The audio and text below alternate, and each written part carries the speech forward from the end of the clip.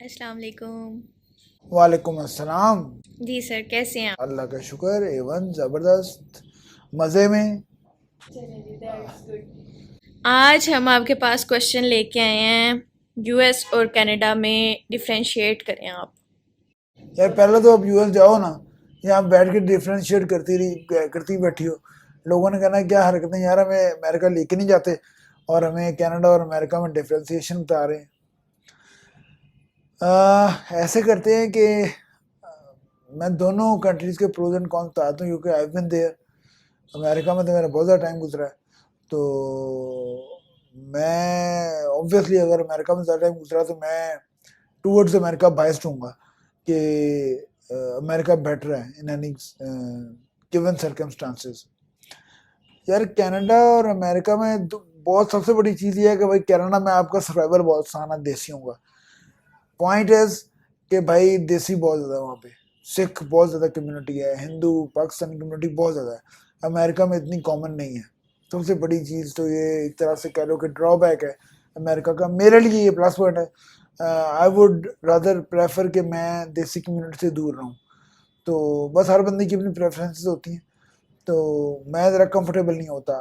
मुझे लगता है कि गोरों के साथ काम करने में ज़्यादा कंफर्टेबल हूँ।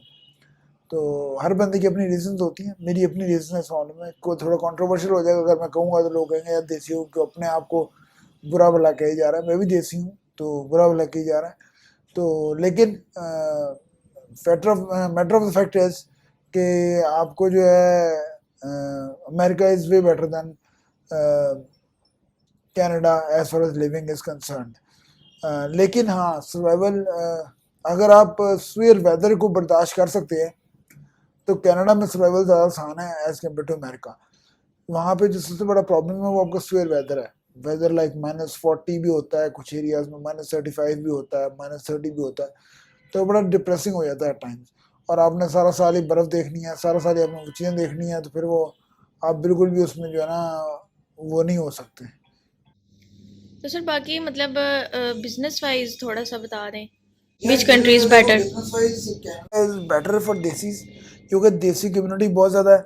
और देसियों का जो वहाँ पे सेटअप्स हैं, बहुत अच्छे सेटअप्स हैं, होटल्स बहुत अच्छे हैं, बहुत सारे लोग हैं जो पाकिस्तान में हैं, बहुत सारे लोग इंडिया में हैं, वो बैठ के वहाँ पे बिजनेस कर रहे हैं। कनाडा बड़ा बिजनेस फ्रेंडली कंट्री है। अ, इसलिए कनाडा बिल्कुल है, बिल्कुल आपको जाना चाहिए। इफ़ यू अगर आप वेदर के साथ कर सकते हैं तो फिर आप कनाडा जाएं। ठीक है, फिर I would highly suggest Canada जाना। कनाडा का visit visa is very difficult as compare to US. US का visit visa is very easy as compare to Canada. ये मैंने पहले भी एक वीडियो में बात की थी कि जिस कंट्री की इमिग्रेशन आसान होती है उसका हमेशा वीज़ा मुश्किल होता है, और जिसका वीज़ा आसान होता है उसका आमतौर पर इमिग्रेशन मुश्किल होती है। Same case is with Canada and US. तो अगर आप पढ़ने के लिए जाना तब भी American universities top of the line है, और there is no match Canada का। लेकिन वही बात है कि अगर हमने सिर्फ काम करने के लिए से जाना तो कनाडा भी ठीक है, अमेरिका भी ठीक है, एक तरह के मुल्क हैं, वेल डेवलप्ड कंट्रीज हैं, कोई उनमें ज़्यादा वो नहीं है। लेकिन हाँ वेदर का अगर मसला है तो फिर आप अमेरिका जाएं। अमेरिका में गर्म स्टेट्स भी हैं, अमेरिका में वेदर उतना सवेयर भी नहीं है। जबकि कनाडा में वेदर बहुत ज़्यादा सवेयर है, वहाँ बहुत ज़्यादा बर्फ़ होती है, ठंड बहुत ज़्यादा होती है। वो एक टाइम आपको डिप्रेशन होना शुरू हो जाता है उसमें रह के। सर जैसे कि ये एक मतलब हमारा एक वो मेंटली हम करते हैं ना जी, देसी बंदा होगा तो देसी के साथ ज़्यादा एडजस्टमेंट हो जाएगी। कुछ लोग ये नए लोगों में जैसे गोरे लोग हैं उनमें एडजस्ट होने में थोड़ा सा प्रॉब्लम फेस करते हैं। तो इसके बारे में कुछ यार वो साइकोलॉजिकली जो है ना, आपको फील होता है साइकोलॉजिकली कि आप यार वहाँ इंग्लिश बोलने का मसला है, वहाँ ये मसला, वहाँ मसला है। देखो हमारे यहाँ प्रॉब्लम है कि आप सूट के साथ जॉगर पहन के चले जाओ तो लोग हंसना शुरू कर देंगे कि यार ऐसे कपड़े पहनने की तमीज़ नहीं है।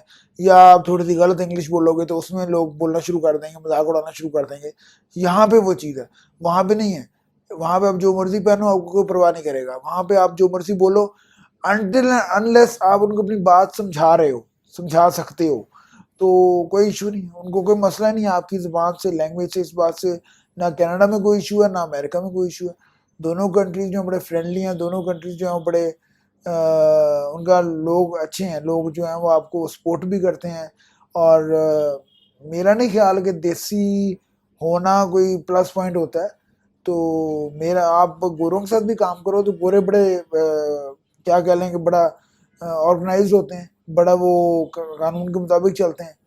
तो इसलिए उनके साथ काम करना, मुझे मेरे एक्सपीरियंस है कि उनके साथ काम करना ज़्यादा आसान है एज कम्पेयर टू देसियों से काम। देसी आपको थोड़ी हैंका फेंकी भी लगाएगा, थोड़ी सी ऊपर नीचे भी बात करेगा।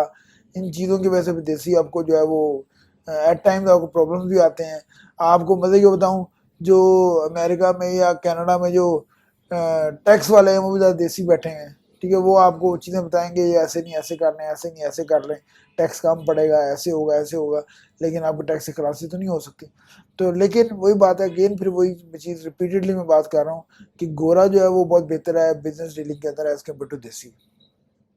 जो बिजनेस प्रेफरेंस है सर वो कनाडा में ज़्यादा है या यूएस में? यार दोनों जगह देखो, पैसा कमाना है तो वहाँ नौकरी में पैसा नहीं है, ये बात माइंड में रखना। वहाँ पे एक छोटा सा ढाबा खोल लो, छोटी सी दुकान खोल लो, लेकिन काम अपना करो, उसमें पैसा है। कैपिटलिस्ट स्टेट्स हैं, कैपिटलिस्ट सिस्टम में हमेशा बिजनेसमैन को फायदा होता है।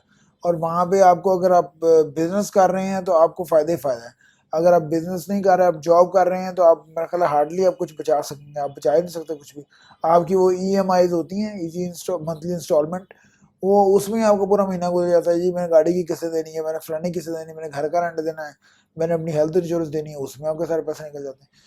बिजनेस वाला जो बंदा है वो पैसे बचाता है, और वो मेरा ख्याल है कि अच्छा अर्न करता है वहाँ पे। तो सर ये जो मतलब अक्सर क्लाइंट्स कहते हैं जी हमने जो है वो जॉब वीज़ा लगवाना है, तो उनके लिए फिर क्या ये मतलब वहाँ यार जॉब वीज़ा देखो, लोगों को पता नहीं है जॉब वीज़ा कुछ नहीं होता।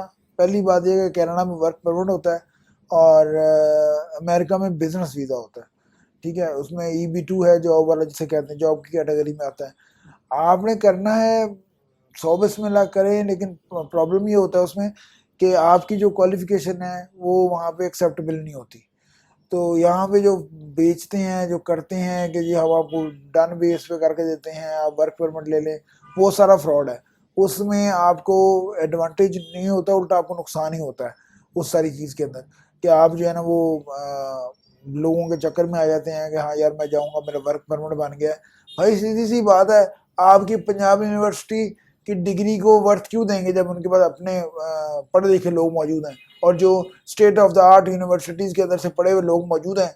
तो वो आपकी क्यों, देर इज़ नो रीज़न कि वो आगे पंजाब यूनिवर्सिटी से उठा के बंदे को कर लेंगे। ये बस होता है, लोग चले जाते हैं, जो शेफ का वर्क परमिट होगा, कोई इस तरह का वर्क परमिट होगा, उसके अंदर लोग चले जाते हैं। तो सर ये क्वालिफिकेशन का आपने अभी जिक्र किया है, तो क्वालिफिकेशन वहाँ पे एक्सेप्टेबल क्यों नहीं है? यार आपकी आपका लेवल ऑफ एजुकेशन वो नहीं है आपका। जो उनकी यूनिवर्सिटी, अब आप कहो कि जी हार्वर्ड को और पंजाब यूनिवर्सिटी को मिलाओ, ब्राउन को या पंजाब यूनिवर्सिटी को मिलाओ, या MIT को, वो वर्ल्ड क्लास यूनिवर्सिटीज़ हैं। यहाँ पे हमारे क्या है, हमारी एजुकेशन सिस्टम बिल्कुल फ़र्क है। हमारा एजुकेशन सिस्टम उस लेवल का है ही नहीं। आपका PhD बंदा जो है वो वहाँ पे जाके ज़ीरो हो जाता है, क्योंकि वो हालात ही नहीं होते आपके। आपका एजुकेशन सिस्टम आपको उस तरह तालीम नहीं देता। हमारा यार रट्टा बेस्ड सिस्टम है, उनका सारे का सारा सिस्टम जो कॉन्सेप्चुअल स्टडी के ऊपर बेस करता है। तो वो डेफिनेटली फिर बहुत फ़र्क पड़ता है उस बात से कि आपका जो है वो रट्टा सिस्टम चल रहा है, आप रट्टा सिस्टम में पड़े हुए हैं, या आप कंसेप्चुअल बेस के ऊपर पड़े हुए हैं। उससे आपकी ग्रूमिंग, आपका ओवरऑल उठना बैठना मिलना मिलाना बहुत फ़र्क पड़ता है इन चीज़ों का। सर अगर हम वहाँ पे जाके बिजनेस स्टार्ट करना चाहते हैं तो इसमें कोई क्वालिफिकेशन का रोल है? बिजनेस स्टार्ट करने में क्वालिफिकेशन नहीं चाहिए आपको। बिजनेस स्टार्ट करने के लिए आपको पैसा चाहिए। पैसा होगा बिजनेस हो जाएगा। बिजनेस के लिए बहुत ऑप्शन है वहाँ पे, और 70-80 हज़ार डॉलर से आप अच्छा बिजनेस स्टार्ट कर सकते हैं। कोई इतना मसला नहीं है, अमेरिका में भी कनाडा में भी, दोनों के अंदर। अगर सर हम बिजनेस स्टार्ट करते हैं तो हमारे जो एक्सपेंसेस रेशियो है वो कनाडा एंड यूएस में कितनी होगी? यार वो ऑलमोस्ट इक्वल है, लेकिन कनाडा में थोड़े से डॉलर ज़्यादा लगते हैं क्योंकि कैनेडियन डॉलर की वैल्यू कम है। तो लाइक जहाँ पे आपके इसमें अमेरिका में 4 या 5 हज़ार डॉलर लगेगा पर मंथ, वहाँ आपका कनाडा में 6 या 7 हज़ार डॉलर लग जाएगा कैनेडियन डॉलर, क्योंकि उनका रेट का थोड़ा सा फ़र्क है। तो इस पॉइंट ऑफ व्यू से मतलब है। और ये बिजनेस वीज़ा के लिए पाकिस्तानी रुपीज़ में बता दें।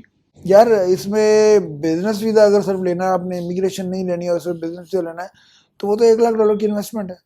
और 1 लाख डॉलर अगर आपके पास है, यानी कि कहने का मकसद है पाकिस्तानी, अगर आपके पास 2.5-3 करोड़ रुपया है, तो आप इजीली जाके बिजनेस स्टैब्लिश कर सकते हैं। आपको फॉर लाइफ वीज़ा मिल जाएगा, फॉर लाइफ आप आ जा सकेंगे, फैमिली का, बच्चों का, और उसके बाद मेडिकल और हेल्थ दोनों, मेडिकल हेल्थ उसको एजुकेशन, ये फ्री है आपका उस वीज़ा के ऊपर। तो बड़ी अच्छी ऑप्शन है, अगर वो कोई करना चाहेगा तो वो बिल्कुल करते हैं, हम लोग उसको बिल्कुल करते हैं। ये दोनों इक्वली यूएसए और कनाडा दोनों के लिए आपने बताया? नहीं, कनाडा के लिए जो है अमाउंट उतनी ही बनती है तकरीबन, लेकिन वो 2-2.5 लाख डॉलर है इन्वेस्टमेंट की। और कनाडा का सिस्टम थोड़ा कॉम्प्लिकेटेड है as far as business visa is concern. America का सिस्टम उतना कॉम्प्लिकेटेड नहीं है। चलें सर, अभी हमें कंक्लूजन में कुछ बता दें। कंक्लूजन में यार, आपको ऑप्शन मिलती है, you should go for it.